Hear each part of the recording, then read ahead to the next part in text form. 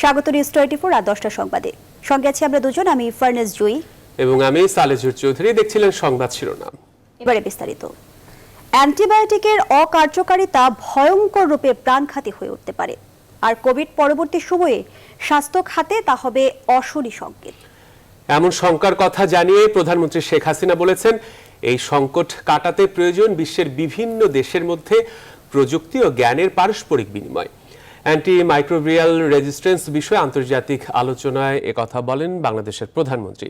বিস্তারিত শাহ আলী জয়ের রিপোর্টে। বঙ্গবন্ধু শেখ মুজিব মেডিকেল বিশ্ববিদ্যালয়ের এক গবেষণা বলছে, বাংলাদেশে হাসপাতালের নিবিড় পরিচর্যা কেন্দ্রে মারা যাওয়া রোগীদের 70 থেকে 80% মধ্যে সুপারবাগ ব্যাকটেরিয়ার সংক্রমণ পাওয়া যায় এবং এর 25% ব্যাকটেরিয়াই বাজারে পাওয়া সব ধরনের অ্যান্টিবায়োটিকের বিরুদ্ধে রেজিস্ট্যান্স বা প্রতিরোধী। এছাড়া 60% টাইফয়েড জ্বরে সিপ্রোফ্লক্সিনের মতো ওষুধ অকার্যকর হয়ে গেছে। বিশেষজ্ঞরা বলছেন, মানবদেহে অ্যান্টিমাইক্রোবিয়াল প্রতিরোধ ক্ষমতা কমে যাওয়াই এর মূল কারণ, আর এমনটি ঘটে থাকে মাত্রাতিরিক্ত অ্যান্টিবায়োটিক গ্রহণের কারণে। এমন বাস্তবতায় বার্বাডোসের আয়োজনে ভার্চুয়াল প্ল্যাটফর্মে অনুষ্ঠিত হলো অ্যান্টিমাইক্রোবিয়াল প্রতিরোধ বিষয়ে এই বৈশ্বিক সম্মেলন। বিশ্ব নেতাদের এই প্ল্যাটফর্মে কোর চেয়ারম্যানের ভূমিকা পালন করছেন বাংলাদেশের প্রধানমন্ত্রী শেখ হাসিনা। সভায় কার্যকর অ্যান্টিবায়োটিকের সংখ্যা কমে যাওয়াকে তিনি তুলনা করেন অশনি সংকেতের সঙ্গে। The world is now witnessing the devastating pandemic of COVID-19. However, antimicrobial resistance may cause even more lethal pandemics in future. Failure to tackle this hazard in time will result in huge loss of human lives, animals and plants. Sheikh Hasina বলেন, এমন দুর্যোগ কাটিয়ে উঠতে 2015 সালে জাতিসংঘ ঘোষিত কর্ম পরিকল্পনা বাস্তবায়নের বিকল্প নেই। We have developed a 6-year national strategic plan and national action plan on antimicrobial resistance containment (ARC).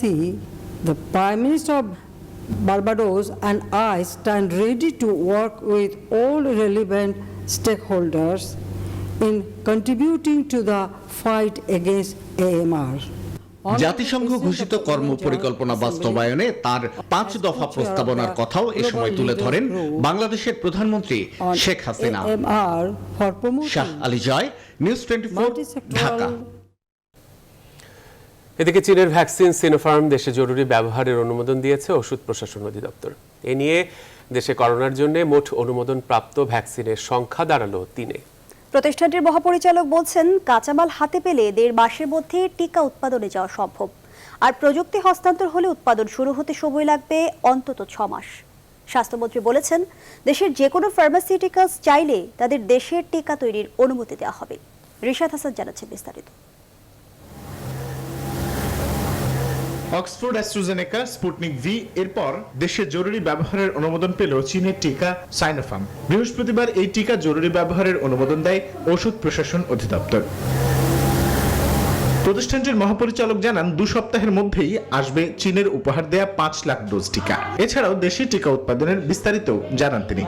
যদি এটি বাল্ক নিয়ে এসে করা হয় তাহলে কিন্তু 1 থেকে 2 মাসের মধ্যেই কিন্তু এটা আমরা উৎপাদনে যেতে পারবো, আর যদি টেকনোলজি ট্রান্সফার হয় সেখান থেকে 5 থেকে 6 মাস সময় লেগে যেতে পারে। এর আগে বঙ্গবন্ধু শেখ মুজিব মেডিকেল বিশ্ববিদ্যালয়ে এক আলোচনা সভায় যোগ দিয়ে স্বাস্থ্যমন্ত্রী জানান, দেশের যে কোনো ফার্মাসিউটিক্যালস চাইলে দেশেই টিকা তৈরির অনুমতি দেওয়া হবে। কেউ যদি এখানে দেশে বানাতে চায় ভ্যাকসিন, সেই সুযোগও আমরা দিচ্ছি। আমরা বলেছি আমাদের দেশে ফ্যাসিলিটি আছে একটা, সেখানেও তারা ভ্যাকসিন তৈরি করতে পারে। তবে সিরাম থেকে টিকার চালান না আসায় এখনো টিকা নিয়ে অনিশ্চয়তায় আছেন অন্তত 13.5 লাখ মানুষ, যাদের সমস্যা নিরসনে গঠিত পরামর্শ কমিটির সিদ্ধান্ত চূড়ান্ত হবে বলে জানান বঙ্গবন্ধু শেখ মুজিব মেডিকেল বিশ্ববিদ্যালয়ের উপাচার্য। দুটো ভ্যাকসিনই, দ্যাট ইজ অ্যাস্ট্রাজেনেকা অথবা ধরেন স্পুটনিক অথবা সাইনোফার্ম, দ্বিতীয় ডোজ সাইনোফার্ম বা স্পুটনিক থেকে দেওয়া যায় কিনা এটা আমাদের বিশেষজ্ঞরা খুব তাড়াতাড়ি একটা রিপোর্ট দেবে, তবে হয়তো দেওয়া যাবে। টিকা নিয়ে জনমনে অনিশ্চয়তার কোনো কারণ নেই বলে জানান প্রধানমন্ত্রীর কার্যালয়ের সচিব। সবার আগে আমরা কিন্তু এই টিকার জন্য চুক্তিবদ্ধ হয়েছি। মাননীয় প্রধানমন্ত্রী নির্দেশ দিয়েছেন, উনি অগ্রিম টাকা দিয়েছেন, সেভাবে আমরা টিকা পেয়েছি এবং এখন বিকল্প সূত্র থেকেও আমরা টিকা সংগ্রহের কার্যক্রম চলছে এবং আমরা ইনশাল্লাহ আমরা সেই জায়গাটাতেও সফল হব। ওষুধ প্রশাসন অধিদপ্তরের তথ্য মতে দেশে টিকা উৎপাদনে সক্ষম 3টি বেসরকারি মালিকানাধীন ফার্মাসিউটিক্যালসের মধ্যে একটি ফার্মাসিউটিক্যালস প্রতি মাসে 80 লাখ ডোজ টিকা উৎপাদনে সক্ষম। রিশাদ হাসান, নিউজ 24, ঢাকা। এবারে দেশে করোনা পরিস্থিতির খবর। করোনা ভাইরাস আক্রান্ত হয়ে 24 ঘন্টায় দেশে 88 জনের মৃত্যু হয়েছে, আর নতুন রোগী শনাক্ত হয়েছেন 2341 জন। বৃহস্পতিবার স্বাস্থ্য অধিদপ্তরের প্রেস বিজ্ঞপ্তিতে এসব তথ্য জানানো হয়। এ পর্যন্ত দেশে মোট 7,56,955 জনের করোনা সংক্রমণ শনাক্ত হয়েছে। তাদের মধ্যে মারা গেছেন 11,393 জন। মোট সুস্থ হয়েছেন 6,77,101 জন। 24 ঘন্টায় নমুনা পরীক্ষা হয়েছে 24,928 জনের। নমুনা পরীক্ষা বিবেচনায় রোগী শনাক্তের হার 9.39%। প্রায় 1.5 মাস পর করোনায় রোগী শনাক্তের হার 10-এর নিচে নামল।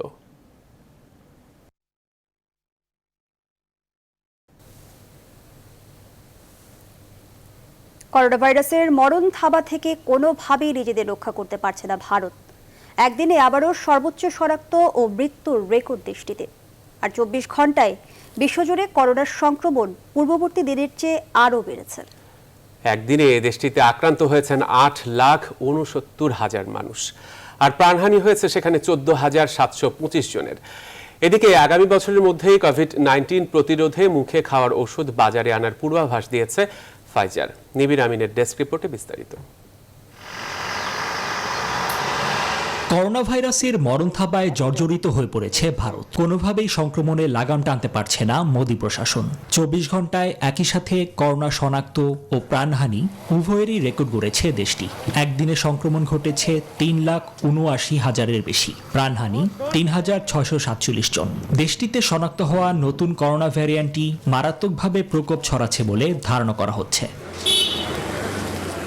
তবে ভারতের নতুন করোনা ভ্যারিয়েন্টের বিরুদ্ধে তাদেরই টিকা কোভ্যাক্সিন কার্যকর ভূমিকা রাখতে পারে বলে মন্তব্য করেছেন যুক্তরাষ্ট্রের হোয়াইট হাউসের প্রধান চিকিৎসা উপদেষ্টা ডক্টর অ্যান্থনি ফাউসি। ব্রাজিলেও অব্যাহত রয়েছে সংক্রমণের ঊর্ধ্বগতি। একদিনে 77,000-এর বেশি আক্রান্ত ও 3,000-এর অধিক প্রাণহানি হয়েছে দেশটিতে। আর 24 ঘন্টায় 55,000-এর বেশি করোনা রোগী শনাক্ত হয়েছে যুক্তরাষ্ট্রে, প্রাণহানি 8 শতাধিক। তবে মহামারীর তাণ্ডবের এমন পরিস্থিতিতে ইতিবাচক তথ্য দিলেন বায়োএনটেকের প্রধান উঘুর সাহিন। তিনি বলেন, আগামী 4 মাসের মধ্যে ইউরোপ করোনার বিরুদ্ধে হার্ড ইমিউনিটি অর্জন করতে সক্ষম হবে বলে আশাবাদী তিনি। আর আগামী বছর নাগাদ করোনা প্রতিরোধে মুখে খাওয়ার ওষুধ আসতে পারে বলে জানিয়েছেন ফাইজারের প্রধান নির্বাহী কর্মকর্তা আলবার্ট বোরলা। এদিকে করোনা মহামারী গণমাধ্যমের স্বাধীনতার জন্য হুমকি স্বরূপ হয়ে দাঁড়িয়েছে বলে বুধবার মন্তব্য করেছেন জাতিসংঘের মহাসচিব অ্যান্টোনিও গুতেরেস। এখন পর্যন্ত বিশ্বজুড়ে ভাইরাসটি থেকে সুস্থ হয়েছে 12,82,00,000-এরও বেশি মানুষ। নিবির আমিন, নিউজ 24। এদিকে তৃতীয় ধাপের লকডাউনেও স্বাভাবিক রাজধানীর জনজীবন। তবে স্বাস্থ্যবিধি মানা শর্তে ব্যবসা প্রতিষ্ঠান পরিচালনা করছেন কেউ কেউ, আবার কোথাও কোথাও স্বাস্থ্যবিধির ব্যবস্থাপনায় রয়েছে নানা অভিযোগ। মাস্ক ব্যবহারে উদাসীনতা দেখা গেছে বিভিন্ন বিপণী বিতানে। এদিকে চলমান বিধিনিষেধে গণপরিবহন ছাড়া অন্যান্য যানবাহন স্বাভাবিক দিনের মতো ছিল। আরিফিন শাকিলকে সাথে নিয়ে বিস্তারিত জানাচ্ছেন তালুকদার বিপ্লব। রাজধানীর ধানমন্ডি রাফা প্লাজার দোকানীদের অভিযোগ, সরকার ঘোষিত স্বাস্থ্যবিধি মানার ব্যবস্থা করা হয়নি এখানে। আমার মেয়েটা হঠাৎ করে একটু বায়না ধরছে একটু কাপড় কিনতো, আমি চিন্তা করলাম মার্কেটে আসলে ভিড় আছে কিনা। ম্যানেজমেন্ট যদি কঠোর হইতো, আমাদের যারা ওই যে নিষেধ নিরাপত্তা আছে তাদেরকে বলতে যে প্রত্যেকটা কাস্টমারকে আপনি মাস্ক এবং হ্যান্ড স্যানিটাইজার দিতে। বৃহস্পতিবার লকডাউনের তৃতীয় ধাপের প্রথম দিনে এমন চিত্র দেখা যায় রাজধানীর বেশ কিছু শপিং মলে। তবে আজ মৌচাক এলাকার কয়েকটি মার্কেটে প্রবেশ করতে স্বাস্থ্যবিধি মানাই ছিল প্রথম শর্ত। এমনকি স্বাস্থ্যবিধি মেনে দোকান পরিচালনা করতে অঙ্গীকারবদ্ধ এখানকার ব্যবসায়ীরা। নির্দেশনা অনুযায়ী আমরা দোকানপাট চালাচ্ছি, তবে আশানুরূপভাবে আমরা কাস্টমার পাচ্ছি না। স্বাস্থ্যবিধি আমরা যথেষ্ট পরিমাণে যতটুকু বলা হয়েছে আমাদের দেশে আইনগতভাবে আমরা ততটুকুই মানছি। এদিকে লকডাউনে গণপরিবহন বন্ধ রয়েছে, তবে অনেকটাই বাধা ছাড়া চলছে বিভিন্ন যানবাহন। নানা অজুহাতে ঘর থেকে বের হচ্ছেন অনেকে। আমি বেরিয়েছি তো আমার বাল বাচ্চা আছে, দুটো ছেলে আছে, মেয়ে আছে, ওদেরকে খাওয়াইতে হবে না? বাসায় বাজার টাজার করতে হবে, কাজের জন্য দেখি কাজ করা যায় কি না, কতটুকু করা যায়। তবে স্বাস্থ্যবিধি মানতে এবং প্রয়োজন ছাড়া যাতে কেউ ঘর থেকে বের না হতে পারে তার জন্য কঠোর পদক্ষেপ নেওয়ার পরামর্শ সচেতন মহলের। তালুকদার বিপ্লব, নিউজ 24, ঢাকা।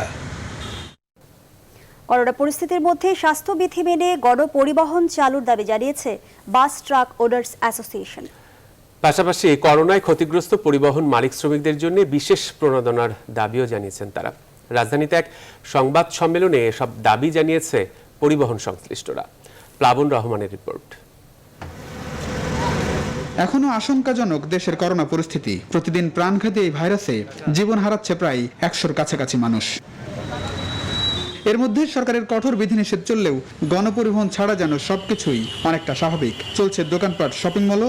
রাজধানীতে জট লাগছে ব্যক্তিগত যানবাহনের, কিন্তু গণপরিবহন বন্ধ থাকায় এ সময় বিপাকে সংশ্লিষ্ট শ্রমিক মালিকরা। কোনো সংগঠন নেতা আমাদের পাশে দাঁড়ায়নি। আমাদের দিন আনা দিন খাওয়া, এখন যে কষ্টটা আছে এই কষ্টটা মানে আমরা ছাড়া আর স্বয়ং আল্লাহ ছাড়া কেউ বুঝবে না। এমন পরিস্থিতিতে গণপরিবহন চালুর দাবিতে গাবতলীতে বিক্ষোভ করেছে পরিবহন মালিক শ্রমিকরা। তথ্য বলছে, প্রতিদিন কমপক্ষে 2 কোটি যাত্রী বিভিন্ন গণপরিবহনে সড়ক পথে যাতায়াত করে। যে খাতের সঙ্গে প্রায় 3 লাখ বাস, মিনিবাসের 30 লাখ শ্রমিকের জীবন জীবিকা নির্ভরশীল। পরিস্থিতি বিবেচনায় তাই স্বাস্থ্যবিধি মেনে পরিবহন চালুর দাবি বাস ট্রাক ওনার্স অ্যাসোসিয়েশনের।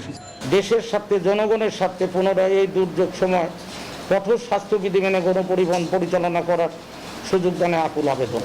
মূলত 4 দফা দাবি নিয়ে রাজধানীর গাবতলীতে এই সংবাদ সম্মেলনের আয়োজন করে বাস ট্রাক ওনার্স অ্যাসোসিয়েশন। সেক্ষেত্রে করোনায় ক্ষতিগ্রস্ত পরিবহন মালিক শ্রমিকদের জন্য বিশেষ প্রণোদনা তহবিল বরাদ্দেরও দাবি তাদের। ক্ষতিগ্রস্ত গণপরিবহন মালিকদের গাড়ি মেরামত এবং কর্মরত শ্রমিক কর্মচারীবৃন্দের বেতন, ঈদ বোনাস, পুনর্বাসনের জন্য বিশেষ প্রণোদনা হিসাবে 5,000 কোটি টাকা বিশেষ প্রণোদনা তহবিল থেকে স্বল্প সুদে সহজ সত্ত্বে 5,000 কোটি টাকা বরাদ্দের আবেদন। সর্বোপরি করোনার এই দুঃসময়ে দেশের অর্থনীতির অন্যতম প্রধান পরিবহন খাতে সরকারকে পাশে চাই সংশ্লিষ্টরা। প্লাবন রহমান, নিউজ 24, ঢাকা। চলমান করোনা পরিস্থিতি স্বাভাবিক হলে আগামী 23 মে থেকে দেশের সকল শিক্ষা প্রতিষ্ঠান খুলে দেওয়া হবে বলে জানিয়েছে শিক্ষা মন্ত্রণালয়ের মাধ্যমিক ও উচ্চ শিক্ষা সচিব মোহাম্মদ মাহবুব হোসেন। বৃহস্পতিবার করোনার ক্ষতি পুষিয়ে নিতে 2021-22 অর্থ বছরে করোনায় বিপর্যস্ত বাজেট কেমন হওয়া উচিত শীর্ষক ভার্চুয়াল সংলাপে এসব কথা জানান সচিব। বলেন, শিক্ষা প্রতিষ্ঠান খোলার ব্যাপারে আগের সিদ্ধান্তই বহাল রয়েছে। সেই মোতাবেক শিক্ষা প্রতিষ্ঠানগুলোকে ব্যবস্থা নিতে নির্দেশনাও দেওয়া হয়েছে।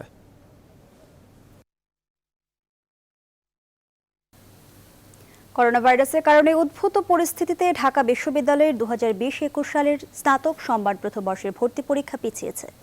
বৃহস্পতিবার ভর্তি কমিটির জরুরি সভার সিদ্ধান্তে ভর্তি পরীক্ষার তারিখ পুনর্নির্ধারণ করা হয়েছে। নতুন তারিখ অনুযায়ী 6 আগস্ট ক, 7 আগস্ট খ, 13 আগস্ট গ এবং 14 আগস্ট ঘ ও 6 ইউনিটের পরীক্ষা হবে 31 জুলাই। সভায় সভাপতিত্ব করেন উপাচার্য অধ্যাপক ডক্টর আখতারুজ্জামান।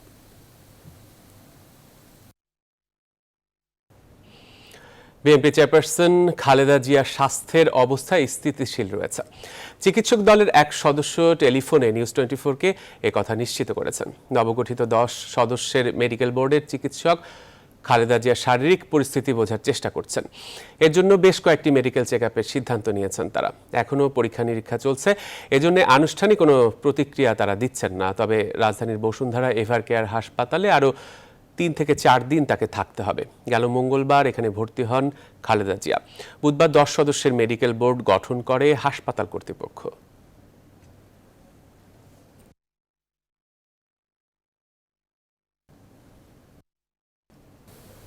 রাজনৈতিক প্রভাব খাটিয়ে মাদ্রাসা দখলের অভিযোগ উঠেছে হেফাজত নেতা মামুনুল হক ও তার পরিবারের বিরুদ্ধে। 2001 সালে মারধর করে মাদ্রাসা থেকে 30 জন ছাত্র শিক্ষককে বের করে দেয় তারা। মাদ্রাসার অধিকার নিয়ে করা মামলায় জিতলেও 3 বার মামুনুলদের সরানোর উদ্যোগ নেওয়া হয়, কিন্তু তাদের প্রভাবের কারণে 7 বছরেও তা কার্যকর হয়নি। নাইম আল জিকো জানাচ্ছেন বিস্তারিত। জামিয়া রহমানিয়া আরাবিয়া মাদ্রাসা। এই মাদ্রাসা দখলের মধ্য দিয়েই উত্থান হেফাজত নেতা মামুনুল হকের। 2001 সালে তার বাবা আল্লামা আজিজুল হকের নির্দেশেই মাদ্রাসাটি দখল করে মামুনুল ও তার ভাই। পিটিয়ে বের করে দেওয়া হয় 30 জন ছাত্র শিক্ষককে। বিতাড়িত এই কমিটির অভিযোগ, মাদ্রাসায় রাজনীতি প্রবেশ করানোর চেষ্টায় তৎকালীন মাদ্রাসার কর্মকর্তা মামুনুল হকের বাবা আল্লামা আজিজুল হককে পারিশ্রমিক দিয়ে বাসায় থাকতে বলা হয়। কিন্তু রমজান মাসে লোক কম থাকায় সেই সুযোগে মামুনুল ও তার বাহিনী মাদ্রাসাটি দখলে নেয়। ওই আগে দেখছি যে এরকম বাইরে থেকে লোক আসতেছে, তখন দরজা বন্ধ করে রাখছিলাম। পরে ওই অনেকক্ষণ পিটাপিটি করার পর যারা বলতেছে যে দরজা না খুললে ভেঙে ফেলেন, তখন দরজা খুলছি আর কি। যখন দরজা খুলছে, খোলার সাথে সাথে আমি ধরছি, আবার পাশে শহীদও ধরছে, শহীদ ভাই ধরছে। কত সময় এই হুজুরে বাইর করে নিয়ে তার বাসায় নিয়ে দিয়েছে। কমিটিরা তাকে সাময়িক সময়ের জন্য তাকে বের করলো। তো এখন পরবর্তীতে যখন আবার ক্ষমতা যখন সরকার পরিবর্তন হলো, তখন আবার তারা এই মাদ্রাসাকে দখল করলো। পরে বিতাড়িত কমিটি এই মাদ্রাসার পাশেই একই নামে খুলে আরও একটি মাদ্রাসা। পুরনো মাদ্রাসাটি হাতছাড়া হলেও এখনও তারা মাদ্রাসার ছবি ও ব্যাংক অ্যাকাউন্ট ব্যবহার, মাদ্রাসার খাজনা সহ অধিকাংশ খরচই বহন করছে। 2001 সাল থেকে আজ 2021 সাল পর্যন্ত প্রতি বছরের যে ট্যাক্স, খাজনার যে রসিদ আছে, এই রসিদের ট্যাক্স আমরাই দিয়ে আসতেছি। তারা এর কোনো রসিদ দেখাইতে পারবে না। কমিটির নামে মাদ্রাসা, কমিটি যারা থাকবে তারাই মাদ্রাসা। তো কমিটিতে সব আমাগো। এরপরে তারা যাই কেস করছে কমিটি। এই কেস করে এই কেস 3 বার উচ্ছেদের অর্ডার হয়েছে। উচ্ছেদ করা আমরা পারি নেই। মাদ্রাসা দখলের মধ্য দিয়ে শুরু হলেও ধর্মীয় শিক্ষামূলক প্রতিষ্ঠানই পরবর্তী সময়ে হয়ে ওঠে মামুনুল ও তার পরিবারের প্রধান বাণিজ্য। সাধারণ মানুষকে ধর্মের নামে প্রতারণা করে গড়ে তুলেছেন অর্থ সম্পদের পাহাড়। নাইম আলচিকো, নিউজ 24, ঢাকা।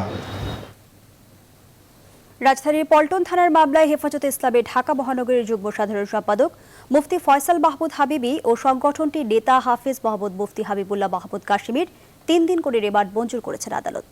বৃহস্পতিবার রিমান্ড শুনানি শেষে ঢাকার মেট্রোপলিটন ম্যাজিস্ট্রেট মোহাম্মদ জসিম এ আদেশ দেন। এর আগে তাদের আদালতে হাজির করে পল্টন থানার মামলায় 10 দিনের রিমান্ড আবেদন করে ডিবি পুলিশ। এদিকে হেফাজতের বিলুপ্ত কেন্দ্রীয় কমিটির যুগ্ম মহাসচিব আল্লামা খালিদ সাইফুল্লাহ আইয়ুবের 3 দিনের রিমান্ড মঞ্জুর করেছেন আদালত।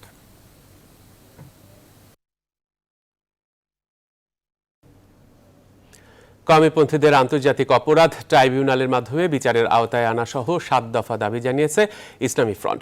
বৃহস্পতিবার চট্টগ্রাম প্রেস ক্লাবে সংবাদ সম্মেলনে লিখিত বক্তব্যে ফ্রন্টের সিনিয়র যুগ্ম মহাসচিব আব্দুস সামাদ বলেন, বর্তমান পরিস্থিতির জন্য হেফাজত দায়ী, তবে সরকারও এর দায় এড়াতে পারেন না। জঙ্গিবাদের প্রতি কঠোর না হওয়ায় তারা মাথা চারা দিয়ে ওঠায় সাহস পেয়েছে। সংবাদ সম্মেলনে হেফাজত ইসলামকে নিষিদ্ধ, তাদের অর্থ মদতদাতাদের বিচারের মুখোমুখি, খেলাফত মজলিসের নিবন্ধন বাতিল সহ 7 দফা দাবি উপস্থাপন করা হয়। সংবাদের এই পর্যায়ে একটা বিরতি নিচ্ছে, সাথে থাকুন।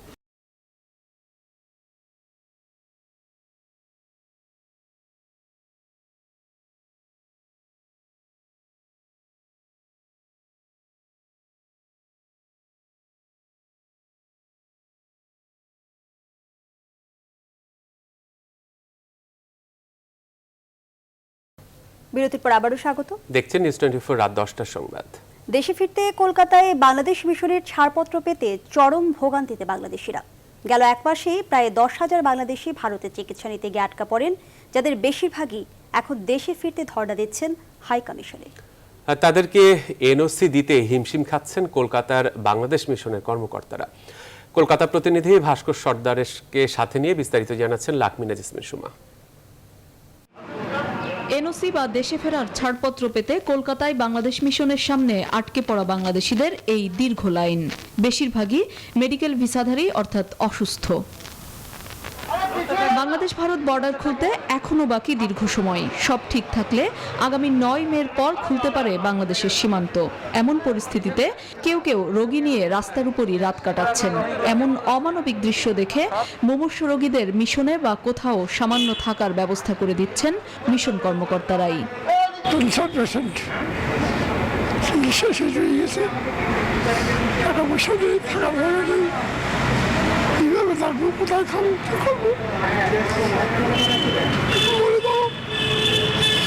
প্রায় 2 মাস উপরে হয়ে গেলে বেঙ্গালোর থেকে আসলাম, কোনো টাকা পয়সা নেই, খুব সমস্যায় আছি।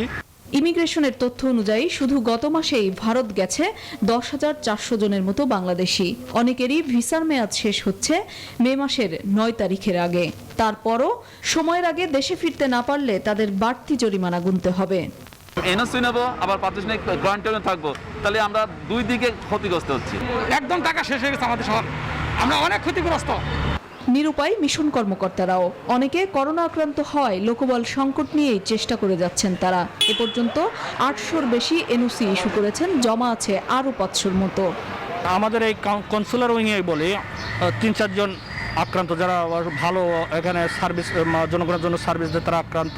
তারপরে আমাদের অফিসার অনেকে আক্রান্ত। 26 তারিখ থেকে আগামী মাসের 9 তারিখের ভিতরে যাদের ভিসার মেয়াদ শেষ হয়ে যাবে সেগুলোকে আমরা প্রথমে অগ্রাধিকার দিচ্ছি।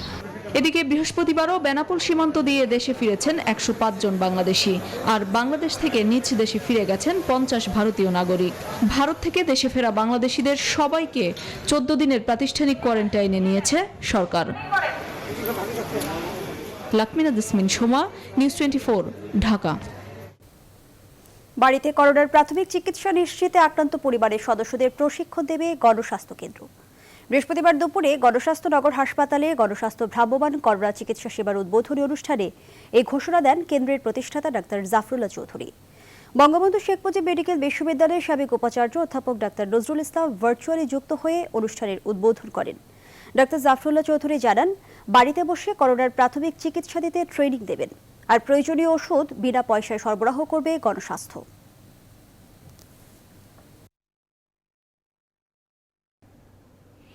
আগামী 10 মের মধ্যে শ্রমিকদের বেতন ভাতা ও বোনাস পরিশোধ করতে গার্মেন্টস মালিকদের প্রতি আহ্বান জানিয়েছেন শ্রম ও কর্মসংস্থান প্রতিমন্ত্রী বেগম মুন্নুজান সুফিয়ান। বিকেলে শ্রম ভবনে আয়োজিত এক বৈঠক শেষে এই আহ্বান জানান তিনি। বৈঠকে গার্মেন্টস মালিক, শ্রমিক নেতৃবৃন্দ ছাড়াও আইএলও ও মন্ত্রণালয়ের উচ্চ পর্যায়ের প্রতিনিধি দল উপস্থিত ছিলেন। এ সময় নিজেদের বিভিন্ন সমস্যা ও তা মোকাবেলায় করণীয় তুলে ধরেন সংগঠনগুলোর নেতারা। বিশেষ করে সব শ্রমিকদের জন্য ঈদের পরে করোনা টিকা দেওয়ার দাবি ওঠে। করোনার মাঝেও কারখানা খোলা রাখায় সরকারি সিদ্ধান্তে গার্মেন্টস শ্রমিক মালিক সবাই উপকৃত হয়েছে বলেও মন্তব্য করেন প্রতিমন্ত্রী। আমার মনে হয় ওইভাবে আমরা মে মাসে আর অধিক না এগুলোই ভালো হয়। এর আগের যে বেতন মজুরিগুলো আর বোনাস এটা যেন দিয়ে দেওয়া হয়, এটা যেন দিয়ে দেন আপনারা মালিক ভাইদের। আমি অনুরোধ করব, আপনাদের কষ্ট হলেও আপনারা দিয়ে দেবেন, এবং এটা আমি দৃঢ়ভাবে বিশ্বাস করি। এবার সারার সৌজন্যে ঈদ বাজারের খবর।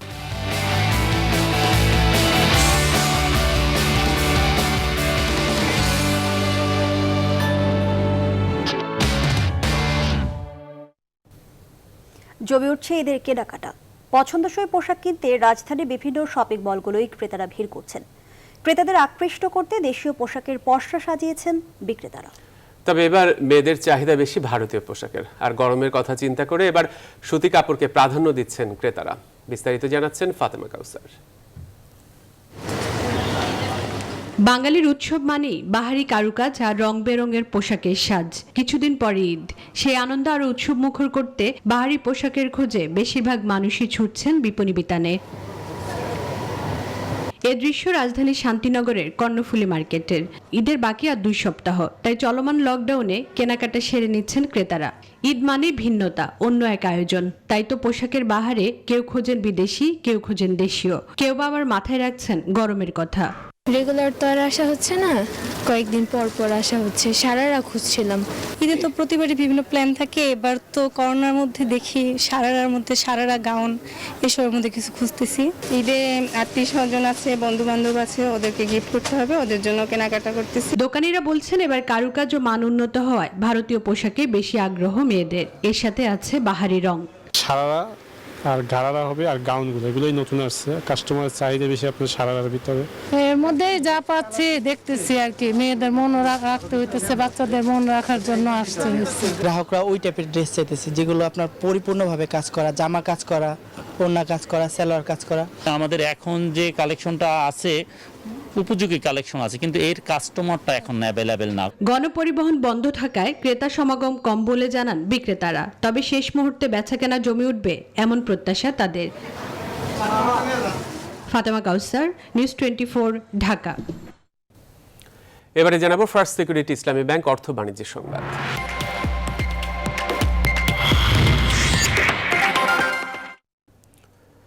বছর শেষে মোট দেশজ উৎপাদন জিডিপি কত হবে মহামারীর মধ্যে তা আলোচনার সময় নয়, এখন সময়ে করোনার দ্বিতীয় ঢেউ সামাল দেওয়ার। বৃহস্পতিবার ভার্চুয়াল মিডিয়া ব্রিফিংয়ে সিপিডি এমন পরামর্শ দিয়েছে। 2021-22 অর্থ বছরের বাজেট প্রস্তাবনা তুলে ধরার সময় এসব কথা বলে বেসরকারি গবেষণা সংস্থাটি। বলেছে এখন বড় প্রকল্পে নজর দেওয়ার সময় নয়, এখন নজর দেওয়া উচিত কর্মসংস্থানের উপর। সরকার 35 লাখ পরিবারকে যে পরিমাণ নগদ সহায়তা দিচ্ছে সেটি আরও বাড়ানো উচিত। একই সঙ্গে পরিবারের সংখ্যা ও নগদ সহায়তার পরিধিও বাড়ানোর পরামর্শ দিয়েছে সিপিডি। এছাড়া বলেন স্বাস্থ্য সেবার গুরুত্বপূর্ণ পণ্য আমদানির ক্ষেত্রে শুল্ক মওকুফ পরামর্শ তাদের।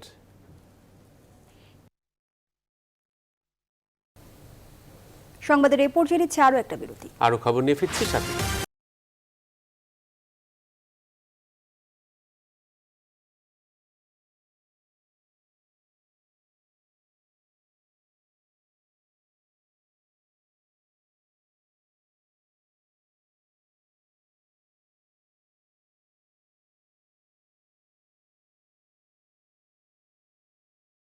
বিরতির পর আবারও স্বাগত।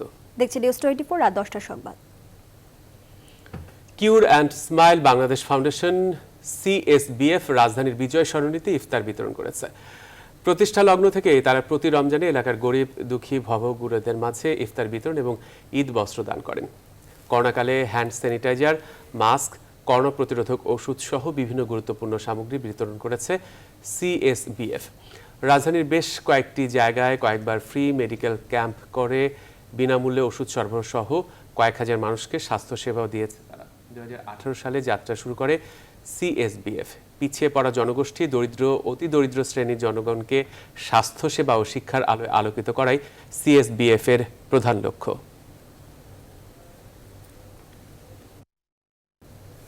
এবার আন্তর্জাতিক প্রসঙ্গ। ভারতে করোনার সংক্রমণ আর মৃতের হারের ঊর্ধ্বগতির মধ্যেই শেষ হলো পশ্চিমবঙ্গের বিধানসভা নির্বাচনের শেষ দফার ভোট গ্রহণ। বৃহস্পতিবার ভোটদান প্রক্রিয়া শেষ হওয়ার পর একে একে প্রকাশিত হচ্ছে বুথ ফেরত সমীক্ষার ফল। এবিপি, এনডিটিভি সহ বেশ কয়েকটি গণমাধ্যমের বুথ ফেরত সমীক্ষা বলছে আবারও রাজ্যে সরকার গড়তে চলেছে তৃণমূল। এদিকে শেষ দফার ভোটেও সকাল থেকে বিভিন্ন স্থানে শুরু হয় বিক্ষিপ্ত সংঘর্ষ। এর আগে বিধানসভার 7 দফা ভোট অনুষ্ঠিত হয়। আগামী 2 মে সিংহভাগ আসনের ভোটের ফলাফল ঘোষণা করার কথা রয়েছে।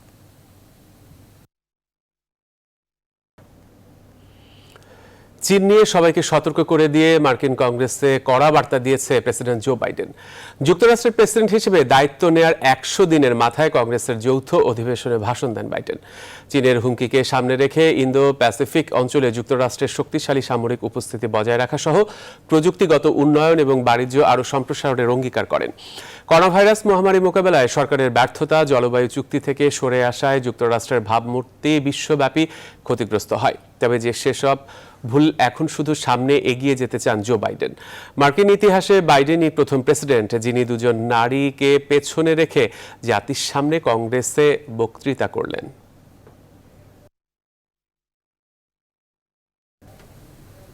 সংবাদের এই পর্যায়ে আরো একটা বিরতি নিচ্ছি, সাথে থাকুন।